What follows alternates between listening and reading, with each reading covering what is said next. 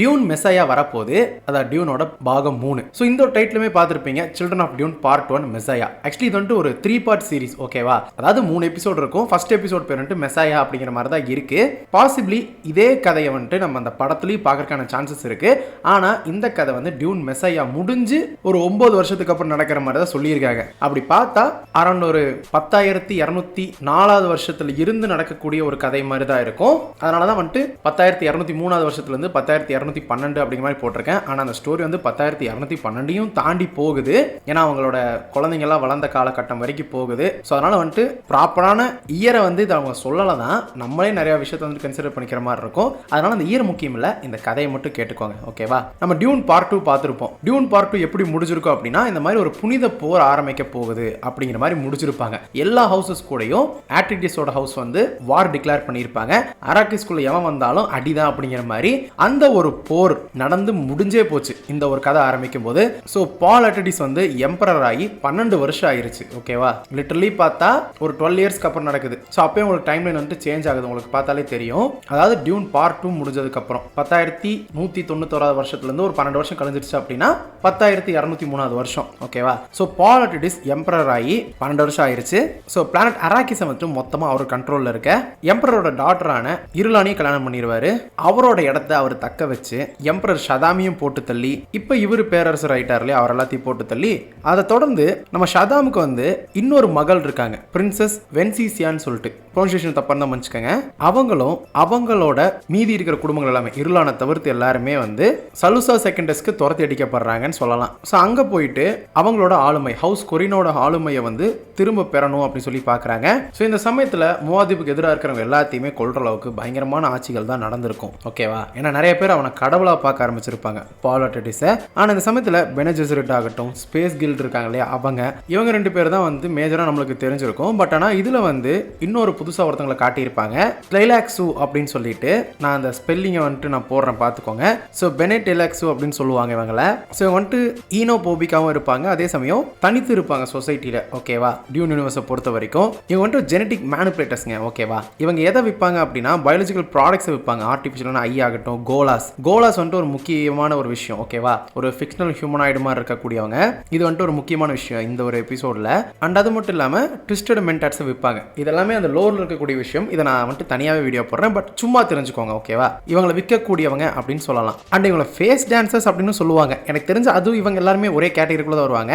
ஒன்றும் இல்லைங்க, இன்னொருத்தவங்க மாதிரி வேடம் போட்டு கூட போய் ஏமாத்துவாங்க, அந்த மாதிரி இருக்கக்கூடிய ஆட்கள் இந்த லிஸ்ட்லயுமே இருப்பாங்க, ஓகேவா? இவங்க இந்த பாலோட ஆட்சியை வந்துட்டு தூக்கி எறியணும்னு சொல்லி பார்க்குறாங்க. ஸோ இவங்களுக்கு உதவி பண்ணுறது யாருன்னா ஃப்ரெமன்ல இருக்கக்கூடிய சில புரட்சியாளர்கள். என்னடா ஃப்ரெமன் மக்களும் அட்டடிஸும் ஒட்டுக்காதான் இருந்தாங்க, அப்புறம் ஏன் வந்து ஃப்ரெமன் மக்களே வந்து அட்டடிஸ்க்கு எதிராக வந்துட்டு இருக்காங்க அப்படின்னு கேட்டிங்க அப்படின்னா, சில பேருக்கு வந்துட்டு பால் மொத்தமாக அந்த ஃப்ரெமனோட அந்த வே ஆஃப் லைஃப் இருக்குல்ல அந்த அராக்கிஸில், அதை மொத்தமாக சேஞ்ச் பண்ணுறான். அந்த ஒரு ட்ரெடிஷ்னல் வேயை வந்துட்டு மாற்றுற மாதிரி இருக்கு. இது வந்து எப்படி இருக்கு அப்படின்னா டெரஃபார்ம் பண்ணுற மாதிரி இருக்கு அப்படிங்கிறனால அவங்களுக்கு வந்துட்டு வெறுப்பு இருக்கு, ஓகேவா? இந்த சமயத்தில் தான் இந்த டெய்லாக்ஸ் வந்து ஒருத்தர் ரெடி பண்ணுறாங்க. யார் அப்படின்னா டன்கன் இடாகோ இருக்கார் இல்லையா, இவரை பற்றி தெரிஞ்சிருக்கும். ஆக்சுவலி இப்போ ரீசெண்டாக பார்த்த டியூன் மூவியில் அவர் வேற மாதிரி இருப்பார், நம்ம அக்வாமேன் நடிச்சிருப்பார்ல, அந்த ஒரு கேரக்டர் தான் இவர், ஓகேவா? ஸோ அவர் வந்துட்டு இறந்துருப்பார் as per the story. But ஆனால் அவனை வந்து கோலாவா திரும்ப உருத்தி எடுத்திருப்பாங்க, கிட்டத்தட்ட ஒரு க்ளோன் மாதிரின்னு வச்சுக்கோங்களேன். பட் ஆனால் மெமரிஸ் எல்லாமே இருக்காது. But there is a chance திரும்ப மெமரி ரீகெயின் ஆச்சு அப்படின்னா பழைய அந்த ஒரு பர்சனாவே இவங்க சேஞ்ச் ஆகிறதுக்கு சான்ஸ் இருக்கு. சில வார்த்தைகள் சொன்னோம் அப்படின்னா பாலை கொல்றதுக்கு இவனை ட்ரிகர் பண்ண முடியும். ஸோ இவனை வச்சு உள்ள போய் இவனை வச்சே பாலை போட்டு தரலாம் அப்படின்னு பிளான் பண்ணுவாங்க. ஆனா நம்ம பாலுக்கு வந்துட்டு சில விஷயங்கள் இருக்கு இல்லையா, ப்ராஃபஸி பிரகாரம் இருக்கக்கூடிய ஒரு ஆள் வேற, சில அபிலிட்டிஸ் இருக்கு. ஸோ அதனால வந்துட்டு அவனுக்கு என்ன ஆபத்து இருக்குங்கிறத பால்னால வந்து கண்டுபிடிக்க முடியும். அதனால பால் வந்து இதெல்லாமே தெரிஞ்சுமே சில விஷயங்களை வந்து அப்படியே அலோவ் பண்ண ஆரம்பிச்சிருவான். ஏன்னா இதுக்கு எதிராக ஏதாவது பண்ணி அதனால வந்துட்டு வேற ஒரு விளைவுகள் அளவுக்கு நடக்கிற மாதிரி இருக்கட்டும், நம்ம தெரிஞ்சுக்கலாம், நம்ம தெரிஞ்சுக்கிட்ட மாதிரி தான் அது நடக்குதான்னு பார்ப்போம் அப்படிங்கிற மாதிரி ஒரு கேரக்டரா மாறிடும் அப்படி. ஸோ இந்த சமயத்துல தான் வந்து அந்த ஒரு ஃபேஸ் டான்சஸ் வந்து பிளான் பண்ணி வர வைப்பாங்க ஒரு இடத்துக்கு. ஒரு பழைய ஃப்ரெமன் ரெபலை பார்க்கறதுக்காக தான் வர வைப்பாங்க. அவன் ரொம்ப நோயாளியா இருக்கான் அப்படின்னு சொல்லிட்டு. ஆக்சுவலி அதுவே ஒரு பிளான் தான். இவனை வர வச்சு ஒரு ஸ்டோன் பர்னர் அப்படிங்கிற ஒரு நியூக்ளியர் வெப்பனை வந்து வெடிக்க வச்சோம் அப்படின்னா அதை பார்க்குறவங்களுக்கு கண்ணு போயிடும், குருடன் ஆயிடுவாங்க, ஓகேவா? ஸோ அதுக்கேற்ற மாதிரியே நடக்கும். பட் இந்த விஷயத்த அவன் ஃபோர்ஸி பண்ணியிருப்பான் தான், அவன் விஷயனா தெரிஞ்சிருக்கும். பட் உள்ளது உள்ளவாறு நடக்கட்டும் அப்படின்னு ஒரு பிளான் பண்ணியிருப்பான். அதனால வந்து அதை பார்த்து அவனோட பார்வை இழந்திருப்பான். என்னதான் அவன் பார்வை போனாலும் அவனோட விஷன் போகாது அப்படிங்கிறது அவனுக்கு தெரியும். ஸோ அவனோட எபிலிட்டி விஷன்ஸ் மூலியமா அவனை இன்னுமே பார்க்க வைக்குது. அது மட்டும் இல்லாமல் ஒரு பக்கம் சானியும் கூட இருப்பா, இர்லானும் கூட இருப்பாங்க. அண்ட் இப்போ நம்ம ஆலியா இருக்காங்க இல்லையா, யாரு நம்ம பாலோட சகோதரி, அவங்களுமே வந்து அரியணைக்கு துணையாக தான் இருப்பாங்க. அவங்களுமே நல்லா பெருசாக வளர்ந்துருப்பாங்க. நீங்கள் டியூன் பார்ட் 2ல் வந்துட்டு ஒரு கருவில் இருக்கக்கூடிய குழந்தையாக தான் இவங்க இருப்பாங்க. பட் இப்போ நீங்கள் இவங்களை அரசு பொறுப்பில் இருக்கிற ஒரு ஆளாக நீங்கள் பார்க்க முடியும். பட் இவளுக்கு ஒரு பிரச்சனை இருக்குது, அது நம்மளுக்கு செகண்ட் எபிசோடில் யூஸ் ஆகும், அதில் நம்ம பார்க்கலாம். அது ஏங்கிறதுக்குமே தெரிஞ்சுக்கணும் அப்படின்னா, நான் சொன்னதுக்கப்புறம் தெரிஞ்சுக்கணும்னு ஆசைப்பட்டீங்கன்னா டியூன் பார்ட் 2 பார்ட் 1 பார்த்துட்டு வந்துருங்க. ஸோ இப்படி இருக்கிற சமயத்தில் தான் பாலுக்கு வந்துட்டு ஒரு விஷன் வரும். என்ன அப்படின்னா, தன்னோட மனைவிக்கு குழந்தைகள் பிறக்க போகிறதாகவும், அதாவது ட்வின்ஸ் பிறக்க போகிறதாகவும், அது எங்கேன்னா ஃப்ரெமன் சிச்பேர் இருக்கு இல்லையா, அதாவது ஃப்ரெமன் மக்கள் எல்லாம் இருந்த ஒரு இடம் இருக்கு இல்லையா, அந்த இடத்துல தான் பிறக்க போகிறதாகவும், பட் அந்த குழந்தை பிறந்ததுக்கப்புறம் அவள் இறந்துருவா அப்படிங்கிறது எல்லாமே அவருக்கு தெரியுது. சில சமயங்களில் பால் என்ன பண்ணுவார் அப்படின்னா, அந்த எம்பையரோட ஆட்சியை ஒரு அரசவையிலேருந்து அவர் பார்க்காம மக்களுக்குள்ள நடக்குன்னு சொல்லிட்டு உள்ளுக்குள்ள பூந்து ரகசியமாக பார்த்துட்டுலாம் இருப்பார். அவரோட ஆப்சன்ஸ் அப்போ என்ன ஆகும் அப்படின்னா, ஆலியா தான் வந்து கண்ட்ரோல் எடுத்துட்டு இருப்பா. ஓகேவா? ஸோ அந்த மாதிரி இப்போ நம்ம குழந்தைக்காக இதெல்லாம் பண்ண என்னோட பார்வை இழக்கணும் அப்படிங்கிறது நடக்கக்கூடிய ஒன்று, அது நடந்துதான் ஆகணும். ஏன் சில விஷயங்களுக்கு தியாகங்கள் பண்ணால் மட்டும்தான் போக முடியும் அப்படிங்கிற மாதிரி இருக்கும். அது என்ன அப்படின்னா, இவரை பொறுத்த வரைக்கும் ஒரு கோல்டன் பாத் இருக்கு, அந்த பாதியில் போகணும் அப்படின்னா சில விஷயங்கள் நம்ம இழந்துதான் ஆகணும் அப்படிங்கிற மாதிரி இருக்கும். அதனால இந்த இழப்புகளை வந்துட்டு அவர் ஏத்துக்கிறாரு. இது எல்லாத்தையும் சொல்றது யாருன்னு பார்த்தா இவரோட மகன் தான். விஷன்ஸ்ல வந்து சொல்லுவான், கோல்டன் பாத் இருக்கு, கோல்டன் பாத் இருக்கு அப்படின்னு சொல்லிட்டு. அதுக்காகவே வந்துட்டு அவர் இதெல்லாமே விட்டுருவாரு. ஸோ அதுக்கேற்ற மாதிரி இப்போ இவன் நல்லா பிரெக்னென்ட் ஆயிடுவா, நிறமாச கர்ப்பிணியா இருக்கும்போது அங்க போயிடுவாங்க. இந்த சமயத்தில் வேற டூக்கன் இடாகோ இருக்கான் இல்லையா, அவன் வேற கொண்டு வந்து கிஃப்டா கொடுத்துருப்பாங்க. ஸோ அவன் வந்து ஆலியா கூடவே இருப்பான். ஆலியா கூட இருக்கும்போது ஆலியாவுக்கும் அவனுக்கு காதல் வர மாதிரி இருக்கும். பட் அப்படி வர வர அந்த டன்கனோட அந்த கண்டிஷன் இருக்கு இல்லையா, கொஞ்சம் கொஞ்சமா சேஞ்ச் ஆகும். அவனுக்கு மெமரிஸ் வந்துட்டு திரும்ப ரீகெயின் ஆகும்போது, ஈவன் தோ அவன் வந்துட்டு கோலாவா இருந்தாலும் மெமரிஸ் ரீகெயின் ஆச்சு அப்படின்னா பழைய டன்கனை மாறக்கான சான்ஸ் இருக்கு. அவனுக்கு கொஞ்சம் கொஞ்சமா ரீகெயின் ஆகும். ஸோ அந்த அட்ரிடிஸ்க்கு அவன் ஒரு உண்மையான ஒரு ஃபாலோவராக தான் இருந்திருப்பான், ஒரு ஃப்ரெண்டாக இருந்திருப்பான். ஸோ அந்த மாதிரி அவன் சேஞ்ச் ஆவான். ஸோ அந்த அவனோட உதவியோட ஆலியா வந்து யாரெல்லாம் நம்ம நகரத்துக்கும் நம்மளோட ஹவுஸுக்கும் எதிரியா இருக்காங்களோ அவங்க எல்லாத்தையுமே அவங்க பார்த்துப்பாங்க. ஸோ அப்படி இருக்கும்போது தான் கரெக்டாக குழந்தை பிறந்துடும். குழந்தை பிறந்ததுக்கு அப்புறம் கொஞ்ச நேரத்தில் சானி இறந்துருவா. சானி இறந்ததுக்கு அப்புறம் என்ன ஆகும் அப்படின்னா, இந்த இடத்துல ஒரு ஸ்டேட்மெண்ட் சொல்லுவாரு, என்னால் பார்க்க முடியல அப்படின்னு. இவ்வளோ நேரம் ஒரு விஷன்னால அவர் பார்த்துட்டு இருந்த அவர் தன்னோட மனைவி போனதுக்கு அப்புறம் ஈவன் அந்த விஷன்ஸ் கூட வந்துட்டு அவர் ஹெல்ப் பண்ணல என்னன்னு தெரியல, அவருக்கான பார்வை போயிருது. அப்போ வந்து டன்கன் கூட தான் இருப்பாரு. ஏன்னா என்னதான் ஆலியா இன்னொரு பக்கம் பார்த்துக்கிட்டாலும் இந்த டெலிவரி அப்போ அவர் கூட இருப்பாரு. அப்படி கூட இருக்கும்போது டன்கனை ட்ரிகர் பண்ணக்கூடிய வார்த்தை வந்துட்டு சொல்லுவார் தான். பட் ஆனால் அவருக்கு மொத்தமாக பழைய மெமரிஸ் வந்துட்டு கொஞ்சம் கொஞ்சமாக ரீகெயின் ஆக அவரு அந்த ஒரு ப்ரோக்ராமிங் வந்து பிரேக் ஆகி பாலை கொள்ளாம பாலை வந்துட்டு கொள்றதுக்காக பிளான் பண்ண ஒருத்தர் இருப்பான், குட்டியா ஒருத்தர் இருப்பான், அவனை வந்து போட்டு தள்ளிடுவான். ஆக்சுவலி இவனுக்கும் ஆலியாக்கும் தனித்தனி கான்வர்சேஷன்லாம் நடக்கும். பட் அது மெயினான பிளாட்டுக்கு நெசசரி கிடையாது, ஜஸ்ட் ஒரு கான்வர்சேஷன் மாதிரி இருக்கும். எல்லா சீன்ஸ்லையும் எக்ஸ்பிளைன் பண்ணோம் அப்படின்னா ரொம்ப இழுவையா இருக்கும். நான் கதையை மட்டும் சொல்லிடுறேன் சரிங்களா. ஸோ அந்த குட்டியா இருக்குன்னு கொண்டுருவாங்க. கூட ஒரு பொண்ணு இருக்கும். இந்த பொண்ணு தான் அந்த ஃப்ரெமனோட ரெபல் ஒருத்தன் நம்ம அட்ரிடிஸ்க்கு எதிராக இருக்கான்னு சொன்னாங்களே அவளோட மகள்னு சொல்லியிருப்பாங்க. ஆனால் அது வந்துட்டு அவளோட மகன் கிடையாது, அவளை மாதிரியே வேஷம் போட்டுட்டு வந்த ஒரு ஃபேஸ் டான்சர். ஓகேவா? டெய்லாக்ஸுன்னு சொல்லியிருப்பேன், பெனே டெய்லாக்ஸு அப்படின்னு சொல்லிட்டு. ஸோ அவன் தான் அப்படி வந்திருப்பான். அவன் இந்த மாதிரி குழந்தைகளை கொன்றுவேன் அப்படிங்கிற மாதிரி சொல்லுவான். அப்போ வந்துட்டு பாத்தியா உன்னோட டன்கனை பாத்தியா, டன்கன் எப்படி திரும்ப நாங்கள் உயிரோட கொண்டு வந்தோமோ அவன் செத்து போயிட்டான், பட் கோலாவா கொண்டு வந்தோம், அவனுக்கு பழைய மெமரிஸ் வந்துருச்சு, உன்னோட ஆளாக இருக்கான். அதே மாதிரி எங்கனால சானியும் திரும்பி கொண்டு வர முடியும் அப்படிங்கிற மாதிரிலாம் அவங்க சொல்லுவாங்க.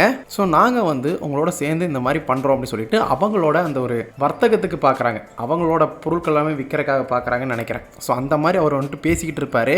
பட் பால் வந்து ஓகே நம்ம மனைவி திரும்புறான்னு சொல்லிட்டு டெம்ப்டடாக தான் இருக்கும். ஆனால் இன்னொரு பக்கம் 2 குழந்தைங்களுமே பிறந்திருப்பாங்கல்ல, பக்கத்தில் வந்தால் குழந்தைய கொண்டு வந்து மிரட்டிட்டு அவன் கத்தியோட நின்று இருப்பான். ஆனால் இவங்க 2 பேர் கருவான சமயத்துலேருந்தே விஷன்ஸில் வந்து இவர் கூட கம்யூனிகேட் பண்ணுற மாதிரி தான் இருக்கும். இப்போ வேற இவங்க பிறந்துட்டாங்க. அதனால அவரோட பையன் இருக்கான்ல, அவன் வந்துட்டு எங்களோட கண்கள் மூலியமா அவனை பாருங்க, உங்களால் அவனை தடுக்க முடியும் அப்படிங்கிற மாதிரி வந்துட்டு சொல்லுவாங்க. ஸோ அதுக்கேற்ற மாதிரியே இவங்க அலோவ் பண்ண அந்த விஷன்ஸ் மூலியமா அவங்க கண்ணு வழியா அவனை பார்த்து அந்த ஃபேஸ் டான்ஸரை இவரே கொன்றுவார். அண்ட் ஆலியாவுமே இந்த மாதிரி ப்ரீபான் தான். பிறக்கும் போதே அவளுக்கு வந்துட்டு கான்சியஸ் இருக்கும். அதாவது பிறக்கும் போது சொல்ற விட பிறக்கிறதுக்கு முன்னாடியே ப்ரீபான் அப்படின்னு சொல்லுவாங்க. அந்த ஒரு ஸ்டேட்லயே அவளுக்கு வந்துட்டு கான்சியஸ்னஸ் இருக்கும். எல்லாத்தையுமே அவன் ஞாபகம் வச்சிருப்பா. கருவுற்ற சமயத்துல இருந்து எல்லாமே ஞாபகம் வச்சிருப்பா. ஸோ அதுக்கப்புறம் அந்த குழந்தைய வளர்த்தறக்கு ஆலியா கிட்டையும் இர்லான் கிட்டையும் கொடுத்துட்டு, அண்ட் இர்லானுக்கும் இவளுக்குமே தனி கான்வர்சேஷன் இருக்கும். யாருக்கு, சாணிக்கு இவளுக்கும், யார் வந்துட்டு யார் அதிகமாக காதலிக்கிறாங்க, யார் வேணாலும் பாலை காதலிக்கலாம், ஆனால் பால் என்னதான் காதலிப்பான்னு சாணி சொல்றதாகட்டும். அண்ட் மொஹாயம் சொல்லிட்டு ஒரு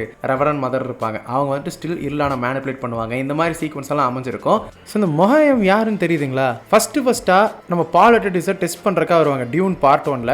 பட் இந்த கதையில இவங்க தான் மொஹாயமா நடிச்சிருப்பாங்க.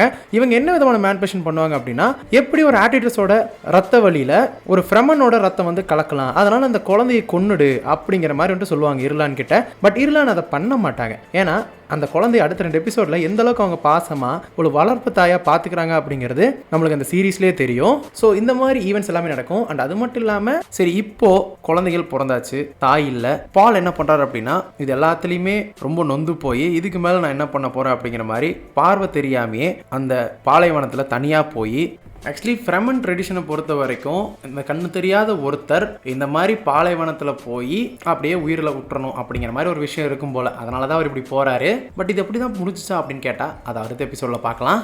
சான்வாமை சமன் பண்ணி சான்வாம் அவர் மேலே விழுகிற மாதிரி காட்டுவாங்க. கிட்டத்தட்ட பால் இறந்துட்டான் அப்படிங்கிற மாதிரி முடிச்சு பால் அந்த இடத்துல இறக்க ஆலியாவோட தலைமையில் இனிமேல் அந்த ராஜியை இருக்க 2 குழந்தைங்களையுமே எதிர்காலத்தில் இவரோட லெகசியை பரப்புறதுக்காக அவங்கள வளர்த்தணும் அப்படிங்கிற ஒரு முடிவுக்கு வர அந்த இடத்துல க்ளோஸ் பண்ணி தான் இந்த எபிசோடு முடியுது. பாசிபிளி இதே கதையை ஒரு அடித்தளமாக வச்சு எப்படி நம்ம Star Wars revenge of the சித்தில் 2 குழந்தைங்க பிறக்கும், ஆனகின் டார்த் வேடராக மாறுவார், மனைவி இறந்துருவாங்க, அந்த ராஜ்யத்தை கைக்குள்ளே வச்சிருக்கிறது எம்பரர் தான். பட் ஆனால் அது வேற மாதிரி இருக்கும். இதில் வந்துட்டு ஆலியாவே வச்சிருக்கா. ஸோ அந்த ஒரு அடித்தளமாக வச்சு அடுத்தடுத்த படங்களை கொடுக்கறதுக்கான சான்ஸ் இருக்கு. மேபி இப்போ நான் சொன்ன இந்த ஒரு எபிசோடு கதையவே நீங்கள் வந்து மெசையா படத்தில் ஒரு முக்கியமான ஒரு க்ளோர் பிளாட்டாக பார்க்கலான்னு தான் எனக்கு தெரிஞ்சு நினைக்கிறேன். பட் ஆனால் இது வார் முடிஞ்சிருச்சு, அந்த ஹோலி வாரே முடிஞ்சதுக்கு அப்புறம் நடக்குது. ஆனால் அதில் ஹோலி வார் ஸ்டார்ட் ஆகுது. மேபி கொஞ்சம் ஆல்ட்ரு பண்ணி கட் ஷாண்டர் பண்ணி ஸ்டோரி கொடுக்கறதுக்கான சான்ஸ் இருக்குது. ஏன்னா நம்ம டியூன் பார்ட் 2 பார்த்துருப்போம். பேரன் ஹார்கனன் சாகும்போது ஆலியா கருவுற்ற நிலையில் வயிற்றுக்குள்ளே தான் இருப்பா, ஓகேவா? ஆனால் நீங்கள் பழைய டியூன் படம் எடுத்து பார்த்தீங்க அப்படின்னா அதில் ஆலியா பிறந்து அவள் வந்து அந்த வார் சீக்வன்ஸில் வெளியில் சுற்றிக்கிட்டு இருக்கிற மாதிரி இருக்கும், ஓகேவா? ஈவன் அந்த பழைய படத்தில் வந்துட்டு பேரன் ஹார்கனனை வந்து இவ பயப்படுத்துவா, ஓகேவா? அந்த மாதிரி ஒரு சீக்வன்ஸ் கூட அமைச்சிருக்கும். பட் இந்த மாதிரி சீக்வன்ஸை நீங்கள் புது படத்தில் பார்த்துக்க மாட்டீங்க. ஸோ இந்த மாதிரி நிறையா சேஞ்சஸ் இருக்குது. பட் அந்த ஒரு டைம் பீரியட் நீங்கள் பார்த்துருப்பீங்க ஆலியா வந்து பிறந்திருக்கவே மாட்டா. ஸோ இந்த மாதிரி சேஞ்சஸ் நிறையா பண்ணியிருக்காங்களா புது டியூனில். மேபி அந்த மாதிரி எப்படி வேணாலும் மாற்றலாம். நம்ம வந்துட்டு ஃபர்தராக பார்ப்போம். சரி, அடுத்து இந்த குழந்தைங்க பிறந்துட்டாங்க, இவங்க வளர்ந்ததுக்கப்புறம் எப்படி இருக்குது அப்படிங்கிறத அடுத்த எபிசோடில் பார்க்கும் வரை உங்களிடம் விடைபெறுவது உங்கள் ஸ்கிரிப்ட் தமிழ் ஷார்ட்டா சொன்ன. ஸோ அது ரொம்ப முக்கியமான விஷயம் என்னன்னா பேராட்டல் உங்களுக்கு துணையாக இருக்கும். மே the force be with you. வரட்டா?